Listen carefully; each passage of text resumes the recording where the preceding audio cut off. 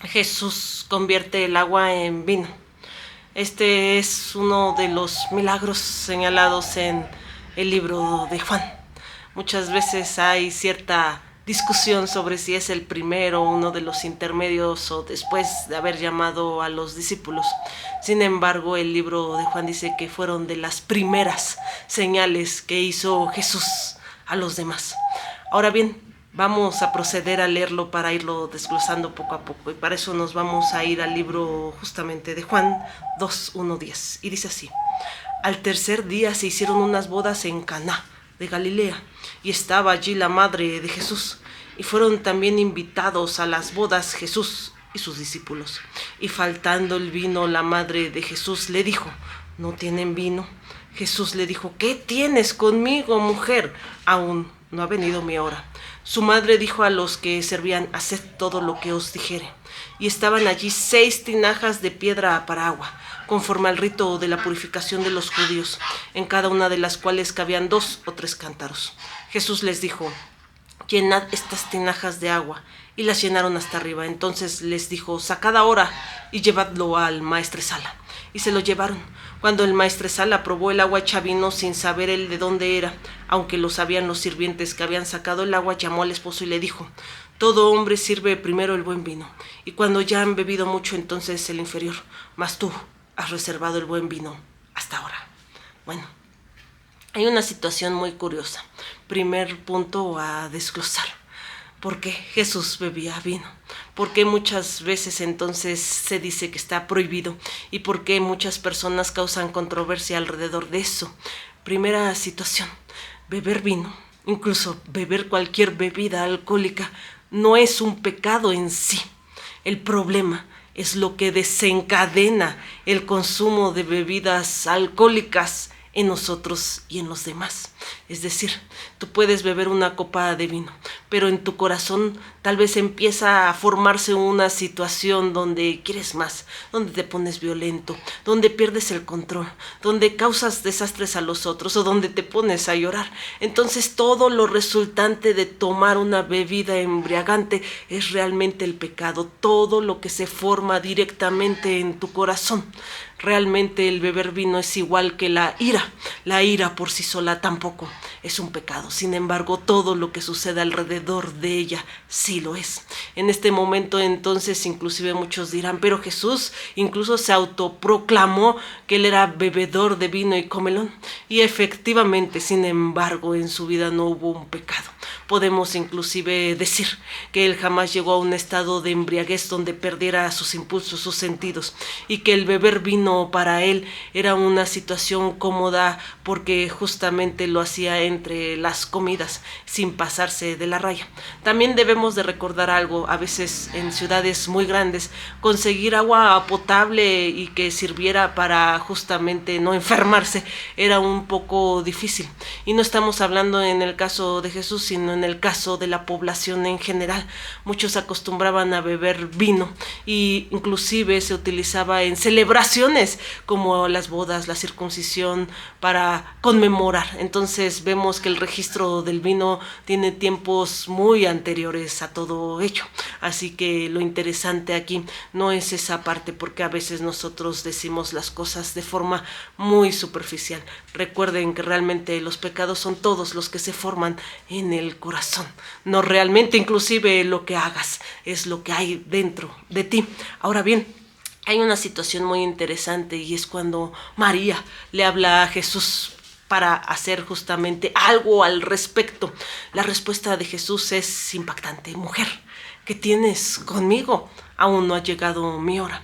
Mujer a lo mejor puede sonar brusco en una traducción de español, sin embargo es una señal de respeto. Es como decirle: señora, oye, ¿qué estás diciendo conmigo? ¿Por qué esperas que yo me manifieste en este lugar, en esta hora? Sin embargo, muchos se preguntarán: y bueno, entonces, ¿por qué hizo el milagro?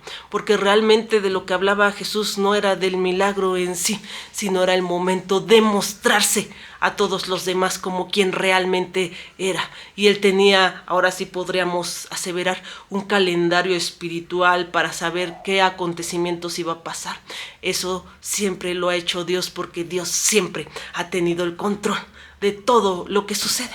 En estos momentos referirse inclusive a ella como mujer ocasiona una franca separación sobre que pues Dios soy yo. Intermediarios aquí, desgraciadamente, para muchas personas no los hay. Tienen que ir directamente conmigo, porque yo soy el que tiene el poder, yo soy Dios. Los demás son simplemente, aunque tengan una conexión carnal con Él, y aunque Jesús los ame a todos ellos, igual que a todos nosotros, entonces podemos decir que ahí está marcando esa franca separación, como diciendo, bueno, vengan a mí. Incluso María la asevera diciendo, hagan lo que Él les dice, yo no sé. Así que en esa situación podemos entender muchísimas cosas respecto a todo lo que se mueve alrededor de las Escrituras. Ahora bien, viene una situación muy interesante. Y es que el relato habla de 6 tinajas. ¿Por qué pues tardaría tanto Juan en describir la escena, el número de tinajas, las situaciones? Es porque justamente esas tinajas eran utilizadas en ritos de purificación. En ritos, por ejemplo, cuando hacían sacrificios, cuando hacían otro tipo de cosas. Entonces, que hubiera 6 tinajas implicaba justamente ese número imperfecto. Sin embargo, muchos no se dieron cuenta en el momento, pero la 7ª, la verdadera tinaja, como lo es todos los sacrificios anteriores de los borregos, había llegado el verdadero cordero. Había llegado la verdadera sangre que purificaba, porque estábamos haciendo una rememoranza sobre lo que el vino significaba, y era la sangre de Jesús. Desgraciadamente muchas veces lo utilizamos como que realmente el tomar vino nos está purificando. Sin embargo, aquí Jesús nos está diciendo, no se confundan, estos son simbolismos, estamos rememorando la verdadera sangre justamente que purifica. Es la mía, es aceptar que yo morí por ustedes, es aceptar que yo soy Dios, es aceptar que yo lo puedo hacer y ustedes no, y que ustedes quieren que yo lo haga en ustedes. En este momento entonces podemos entender la verdadera situación con el vino. Hacerlo como simbolismo no está nada mal. Sin embargo, cuando trasciende de un simbolismo a una creencia que el mismo vino tiene algún poder, ahí estamos en nuestro corazón falseando sobre dónde está cimentada nuestra fe. En este momento entonces podemos ver a Jesús que la verdadera purificación llega a través de Él, porque Él es la 7ª tinaja. Incluso en Él está la sangre que verdaderamente purifica comparada con el vino. El 7 siempre ha sido un número también curioso para los tiempos bíblicos, siempre son los tiempos perfectos. Es el día de descanso, es el día donde todo se ha puesto en la Biblia metódicamente para conmemorar justamente a Dios en la posesión de su trono completo. En estos momentos entonces podemos ver que llevan el vino al maestresala. El maestresala era un personaje escogido, el cual le servían de primera mano todos los alimentos y bebidas para que él dijera si están buenos o no, y si podían ser servidos o no. Era una tradición judía justamente hacerlo. Sin embargo, vemos que la situación pasa de forma muy curiosa y él para la boda y da un anuncio muy interesante, haciendo justamente hincapié. Yo creo que los asistentes ni siquiera se percataron de lo que pasaba, y posiblemente pues los siervos y los sirvientes que estaban ahí ayudando a servir el vino no vieron más que los resultados, no vieron un proceso como que milagroso, una luz o algo. No, realmente el milagro sucedió enfrente de ellos, viendo el antes y el después, porque ellos mismos sabían que habían puesto el agua, y después vieron que el maestresala confirmó que realmente era vino, y era un vino de muy buena calidad, era el vino divino, era justamente un vino que conmemoraba la verdadera sangre de Dios. Entonces ahí cuando él para y dice parte que justamente es el mejor vino servido hasta el final, es porque justamente Dios está hablándonos de que ustedes pueden hacer lo que quieran en la vida, sin embargo jamás van a ser llenados, jamás van a ser saciados, jamás nada les parecerá realmente bueno hasta que prueben lo que yo puedo hacer en ustedes. En ese momento entonces sí, sentirán la verdadera llenura, la verdadera saciedad.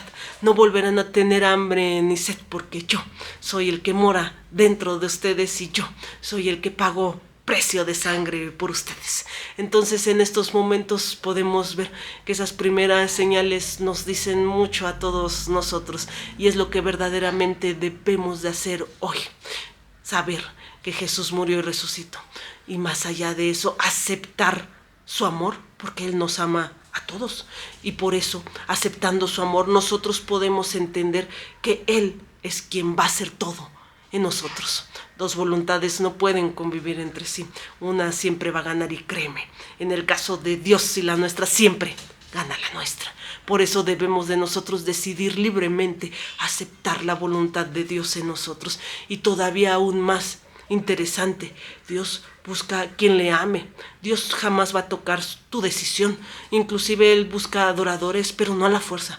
Busca adoradores de verdad, adoradores que estén interesados, adoradores que acepten su propia naturaleza, que acepten su propio porvenir, su gran dependencia hacia Dios. Y ahora sí, encuentren la verdad, encuentren la luz a su vida.